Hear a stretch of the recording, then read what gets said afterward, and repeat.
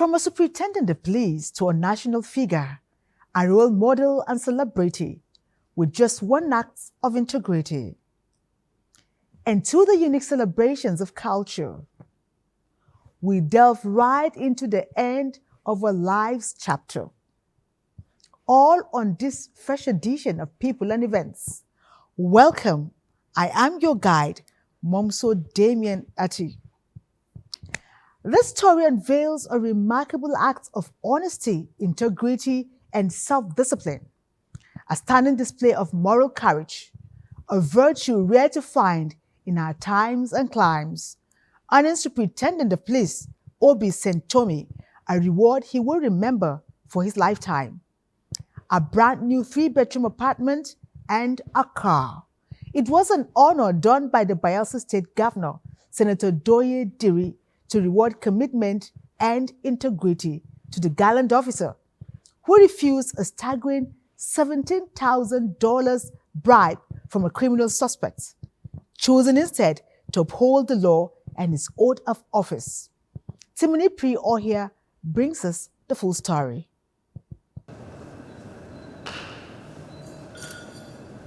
At a time where trust in law enforcement is often questioned, one man in uniform has become a symbol of hope, not just for Bayelsa State, but for the entire nation.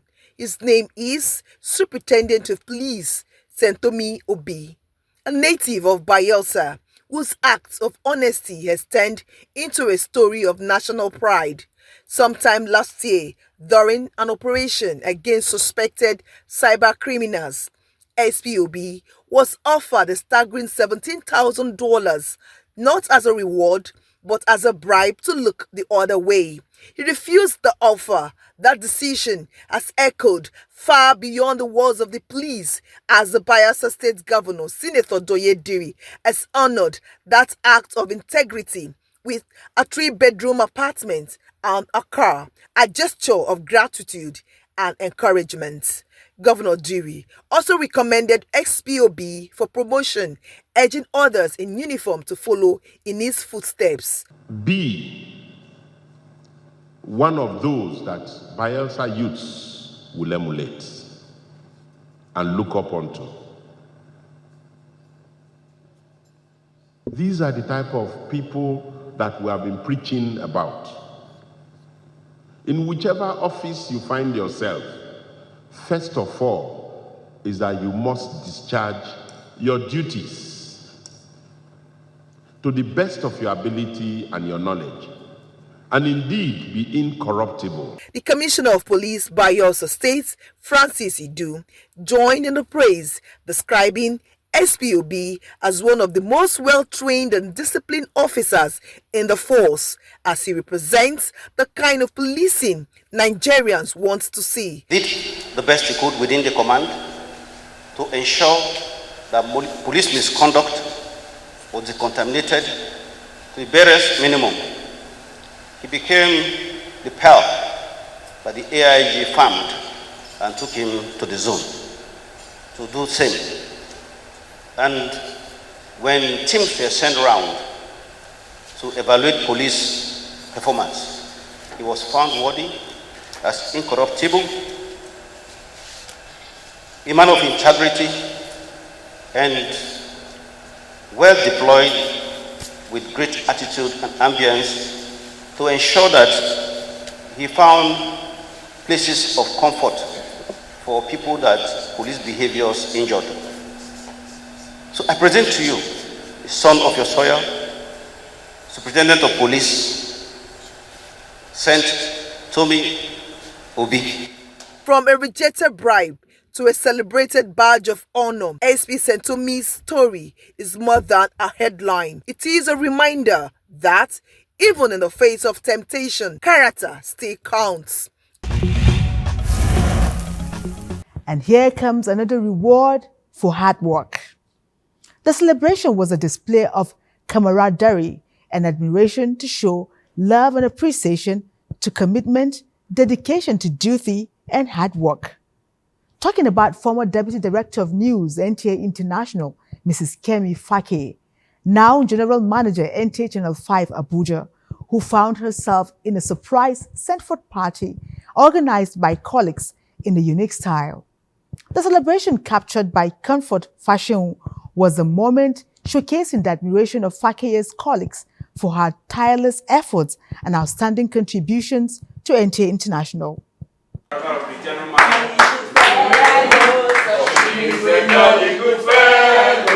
This was the ovation that ushered the celebrant, Kemi Fakeye, into the hall where the management of NTA International, the executive director News, Ayo Adeoye, and the director News, Halima Musa, paid glowing tribute to a woman who held sway as the head of News, NTA International, for close to a decade, and Nancy Godi Anuniho, Manager News, presenter of Diplomatic Ties, who is retiring from the services of NTA. Leadership is not the job for a weakling. Leadership is about taking decisions. Leadership is about taking responsibility. You don't hear Kemi. You see her works. I want to thank you because you were selfless in service, relentless. It's very hardworking, up and doing that. A staff of NTA International who pour out their feelings as Kemi Fakeye proceeds to another station to take on a higher responsibility, describes her as a mentor, a teacher, and kind-hearted personality. On the part of the celebrants, all she did was to raise the standard of the station and called on members of staff of the news department to commit themselves to duty. I want to appeal to all of us. Please cooperate with the person that is receiving the mantle at this time. We all have our shortcomings. We all have our strengths, and we all have our weaknesses. Let us continue to build on our strengths. Auntie Kemi, as she's fondly called, conquered the newsroom jungle of NTA International, navigated it with nothing but her wit, her charm, and an unwavering commitment to delivering the hard-hitting truth. So is Nancy Godi Anuniho, who engages all hands on desk during production. To say farewell to the duo, gifts were presented to them. Let's take a short break. You are watching People and Events.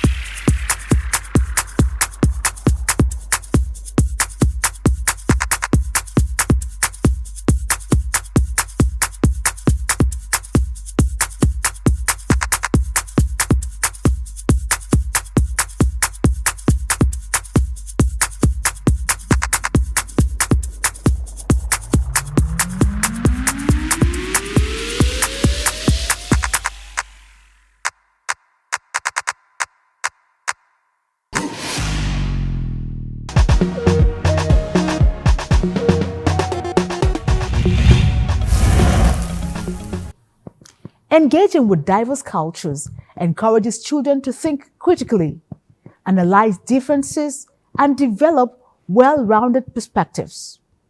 In the fascinating exploration of cultural diversity, Gufan Shaji Ungwain sheds light on the immense benefits of introducing children to various cultures, particularly those from the African countries. By embracing these rich cultural heritages, kids can broaden their perspectives, ignite their curiosity, and unlock their full potential. This time for Africa,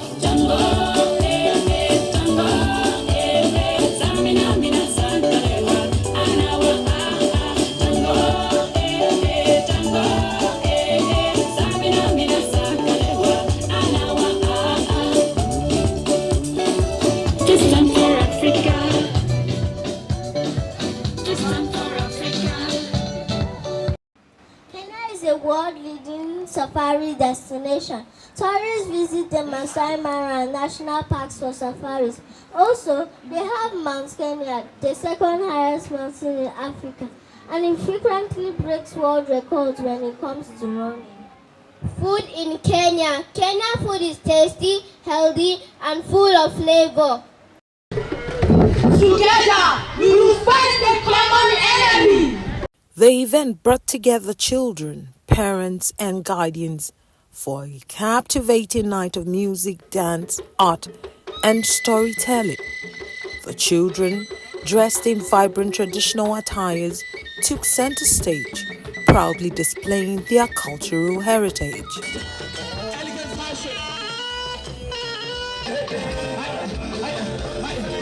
The evening also featured the children's creative interpretations of Nigerian cultures, highlighting the importance of preserving heritage. The kids has really displayed something that is significant by dancing, using their dancing skills to showcase unity. This is to bring every culture together because our children need to know the difference between each and every one of them. So this is for them to understand that in Nigeria, we have different cultures. Also to imbibe this into their curriculum and pursue it, go along with it. Other schools should encourage unity and diversity. There are various ethnicities we have in the country. We should not discriminate. We should allow love to lead as we collaborate to move the country forward. As the night closed, the audience was left mesmerized, reminded of the significance of promoting cultural diversity amongst Nigerian children. It's time for Africa. And then we moved to Osun, which has once again captivated devotees, tourists, and cultural enthusiasts from around the world in the annual Osun Osogbo Festival, a vibrant celebration of the Yoruba goddess of fertility.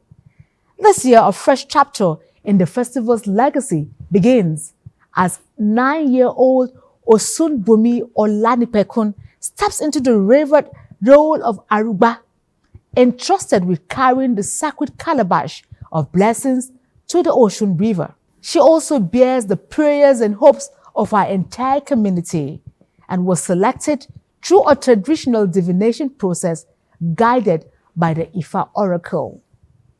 Kayode Oladosu will tell us more.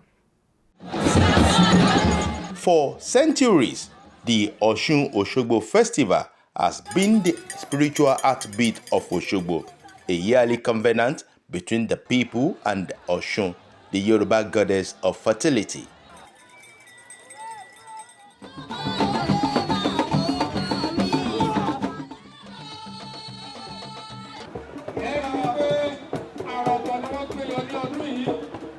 At the center of it all is the Aruba, a votary maiden chosen by Ifa, the deity of divination, to carry a sacred calabash filled with offerings. This year, a new face steps into the sacred role, 9-year-old Osunbumi Olanipekun, a princess from a royal family. Assisted by Baba Osun, a lead devotee, to carry the calabash, the new Aruba bearing the prayers and hopes of our people for the first-time journeys from the palace of the Ataoja to the sacred grove. And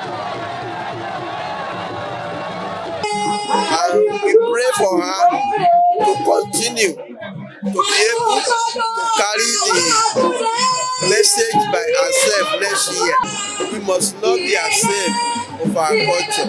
Tourists, some visiting for the very first time, and others returning year after year, and worshippers filled the grove to witness the living heritage of the Yoruba people.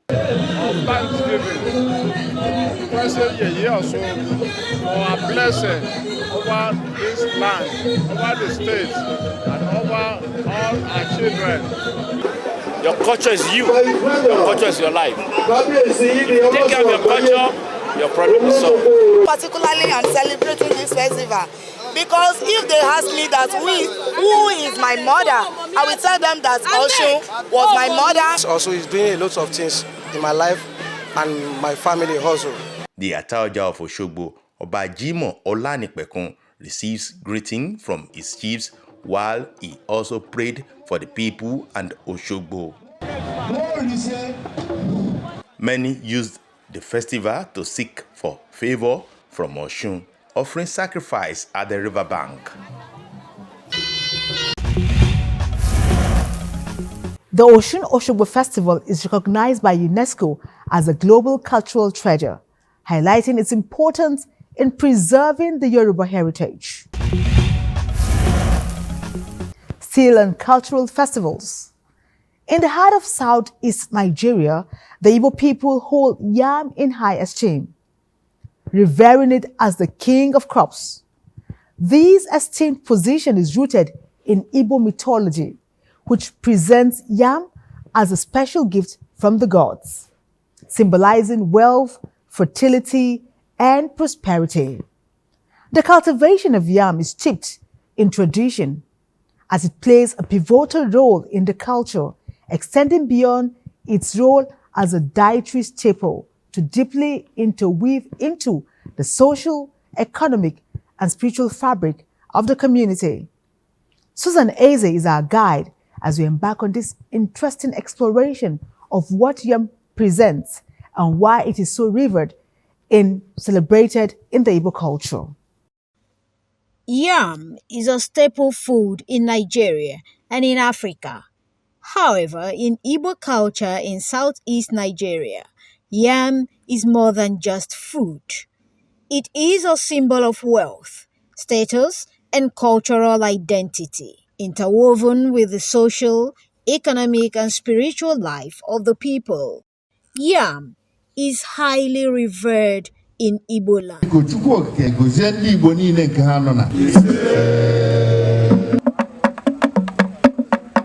It is a taboo in our culture for you to go and harvest yam or start eating yam when the New Yam Festival has not been celebrated. However, it is not as if you go and eat this new yam before that time that you will die. You will not die. But it is a tradition that you have to respect. Because if you don't do it, sometimes the subsequent year the yams might not be as big as some other previous years. So that celebration is something they do every year. You accord yam some respect. In my place, you perform some rituals. From one community to another, yam plays various roles in rituals, ceremonies, and festivals, defining the people's cultural identity. For instance, in Mbidi community in Ogu local government area of Enugu State, and in many other communities, yam is considered a masculine crop, cultivated mainly by the male folk. Even if a woman has to do the farming, he must invite a man to do the planting of yam for her and the harvesting for her. New Yam is being celebrated, and in Mbidi, we accord it several sequence of celebration. Both Njoko and New Yam Festival are connected. Njoko is the god of yam, and New Yam Festival is celebrated every June. But Njoko takes place every 80 years, but later it was brought down to 4 years. In traditional Igbo society, every household with a grown man owns an obaji or yam barn. A man's wealth and social standing was measured by the size of his barn. The New Yam Festival, celebrated in virtually all Igbo communities, is a time of thanksgiving to the gods, celebrating the king of crops, a symbol of life and prosperity.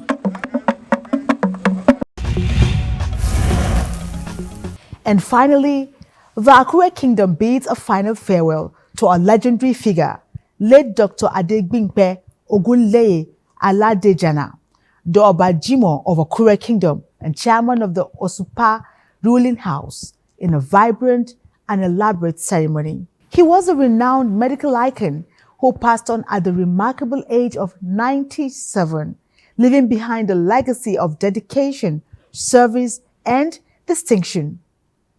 The funeral service held at St. David's Anglican Cathedral, Ijumo, Akure, and was attended by prominent figures, reported by Abiola Ario.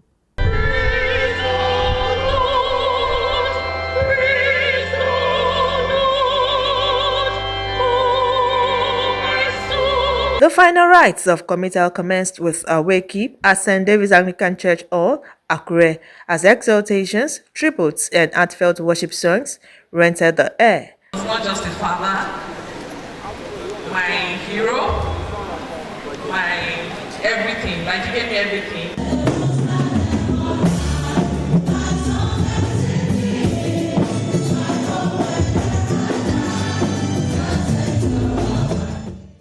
St. David's Anglican Cathedral, venue of the funeral service, drew personalities from within and outside Ondo State, among who were captains of industry, political leaders, medical icons, and community leaders from Akure and environs, as the body of late Dr. Adebimpe Ogunleye Aladejano was ushered in.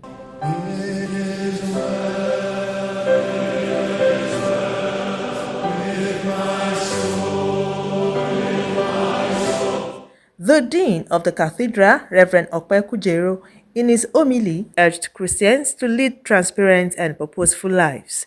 He described the deceased as a pride not only to the medical profession, but also to Akure and Ondo State in general.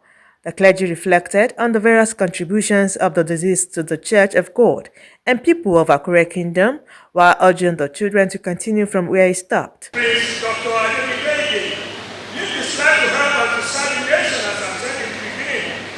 State, community, even Cathedral Church, and those who came across of me while it was on earth. The service also featured a presentation from All Students Association of King's College, Lagos, and rendition of the deceased favorite hymn in Yoruba language by the children.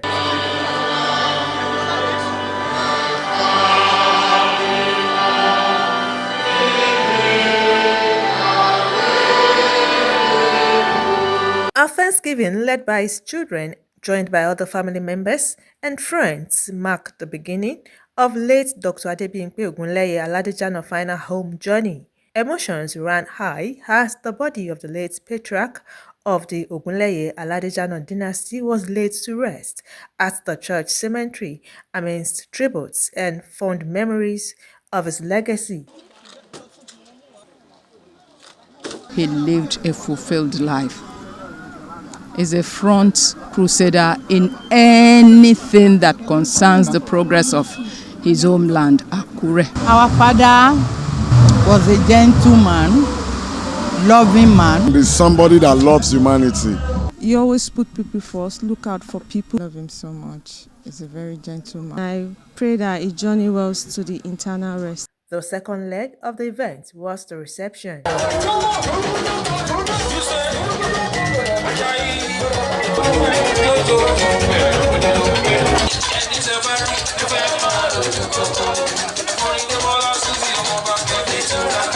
Late Prince Dr. Adebimpe Ogunleye Aladejano was born on the 30th of November 1928 into the royal house in Akure Kingdom. He passed away on May 20, 2025. He served in various capacities in different states in Nigeria and beyond. He is survived by wives, among whom is Iyabo Ogunleye Aladejano, who during her time with the Nigerian Television Authority was a thoroughbred professional to the core and rose to the pinnacle of service before bowing out as Deputy Director Programs, Children and Grandchildren.